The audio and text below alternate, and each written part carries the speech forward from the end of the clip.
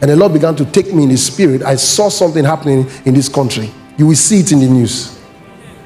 Because the Lord took me in His spirit. A screen appeared before me. And when the screen appeared before me, I saw many news. And I saw one, Arise News. I clicked it and the screen opened and the video played to me. Yet the video has not been made. Yet this is future. The hand of God will take a person in this country.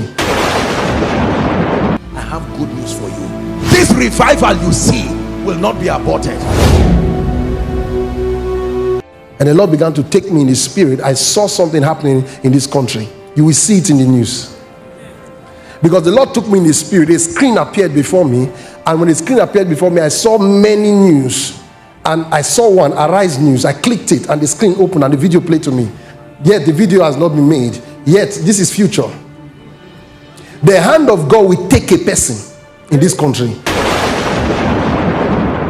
You will start seeing news of people that you just see this person has gone. Yes, sir. It will be the hand of God. I say, okay, come here. It's all right. Live there so that they can walk. Apart from that, all the efforts you are making will turn to nothing. You remember my words? That all in this country will testify it was God that did it. It was God.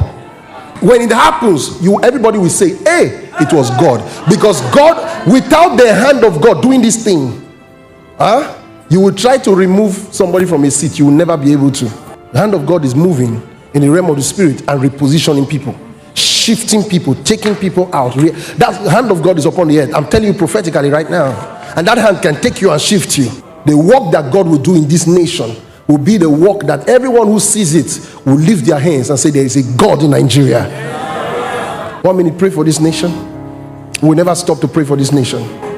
Turn our hearts to you. Help us to trust in you. Help us to believe in you. Thank you, Lord. Yes, Lord. Mandaba shataraba. Hello guys, welcome to our YouTube channel. Thank you so much for stopping by to watch today's video. First of all, I want to say a happy new month to all of you. I pray that this month of April will be a month that you forever remember because of the amazing things that will be happening to you in this month of April. I want to also say thank you to you for the support you have been giving us on this channel. We appreciate the love. We appreciate the fact that you always stop by to watch our video. We appreciate the way you share our content, the way you have been commenting, everything you have been doing to support us on this channel. We want to say a very big thank you to you. The video about to watch right now is a mind-blowing revelation and a mind-blowing prophecy from Prophet Isaiah Webb. He has revealed shocking things that will be happening in Nigeria in this year 2024. He stated that the hand of God is going to take somebody away from Nigeria. I'm not going to say much. I'll just allow you to listen to everything he has to say and then let me know what you think about it in the comment section. After watching, please don't click away. I have something important to share with you at the end of this video. Before I watch the video, I want you to do me a favor. I want you to like this video and drop a comment. By doing this, you trigger the algorithm to continue to share this video to more people on this platform. Thank you so much for doing that. Watch the video. I'm sure you have heard everything Prophet Isaiah Webb has to say. He said that the hand of God is going to take somebody away from Nigeria in this year 2024. I've seen a lot of comments where a lot of people have been saying that he is talking about Tinubu, that the hand of God is going to take Tinubu away from Nigeria. He said, I'm not going to talk about that. I'm not going to say whether he is referring to Tinubu or not. The only thing I'm going to ask us to do is that we should pray for our country, Nigeria, that whoever is supposed to go away, whoever God is supposed to take away, so that Nigeria is going to function very well, God should take that person away. That is the only thing I'm going to say, because if you look at what is happening in Nigeria at the moment, what we need right now is God's intervention, is for God to intervene and help save our country, Nigeria, from the hands of these wicked politicians, people that don't want Nigeria to move forward. So for me, whoever God wants to take away for Nigeria to move forward, he should take that person away, because Nigeria cannot be suffering because of one or few people. A country of over 240 something million people. Few people cannot be holding everybody at ransom. Few people cannot be putting us into the mess we are in right now. So whoever is supposed to go away so that this country will move forward, God should take them away in the name of Jesus. That is the only thing I'm going to say. I'm not going to say whether it is Tinubu or it is not Tinubu. I'm not going to mention anybody's name. That is not my own problem. My own problem is whoever it is that is holding the destiny of Nigeria backward, God should take that person away. Because look at the way people are suffering in Nigeria. A lot of people are going through a lot. Since this year started, a lot of people have been crying. A lot of people have been going through so much stress. We are just in the 4th month of 2024. Look at the way things are in Nigeria. We have not even gone half. So it is just too bad. People are struggling to get what to eat. People are struggling to even earn a living in Nigeria. Even when you make money, you don't even know where the money goes, because prices of things have skyrocketed. Things are very, very expensive. Somebody don't know what to do again because you earn more, you are spending more. I pity for even the people that earn less. Sometimes I sit down and I ask myself, what happens to these people that earns at least about 30,000 naira?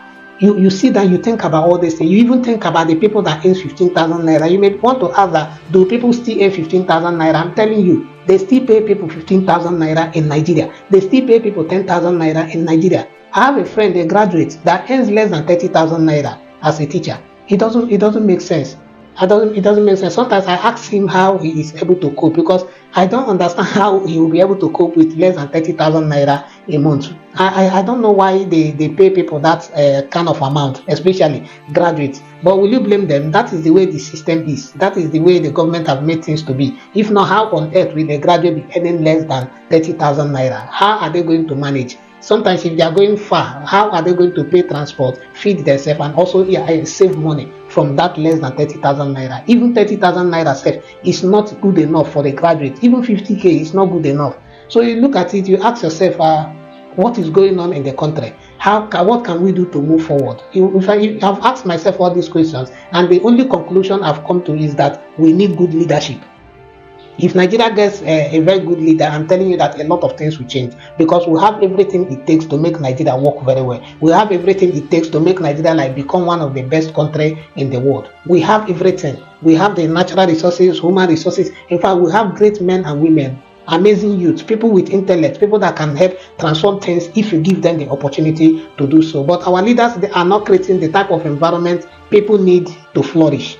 Because if you go to in Nigeria right now, no electricity. Sometimes if I say no electricity, I always hear somebody say, no, in my state we have electricity. You ask that person, okay, how many communities in that your state have steady electricity? Even though let's say we have 36 states in Nigeria, if you add Abuja, 37. In 37 states, let's say, and 7 out of that 37 is having electricity. That it does not mean that the country have electricity. I've always said it, in everything we do, majority will always carry the vote. You cannot say that 7 out of 36 is having electricity, then you conclude that if the country have electricity. It doesn't make sense. At least let 20 something or 30 have electricity, then you cannot say, okay, we have steady electricity in Nigeria. You will not be saying that 1 or 2 states out of 36 will have electricity. And if you look closely, the reason why some of those areas have electricity is because some government officials are there, or there is one big company that is there that is ensuring that there is steady and stable electricity in those areas. Just go and check very well, because on normal occasion, Nigeria will not just stand give electricity. I've gone to Nigeria and I've stayed 1 complete month. I did not see electricity. I only saw it once, and that was at the end of the month when they are coming to collect their electricity bill. That is the way they behave.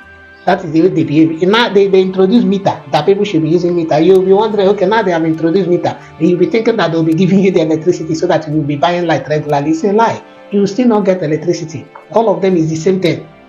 The country is just messed up and scattered.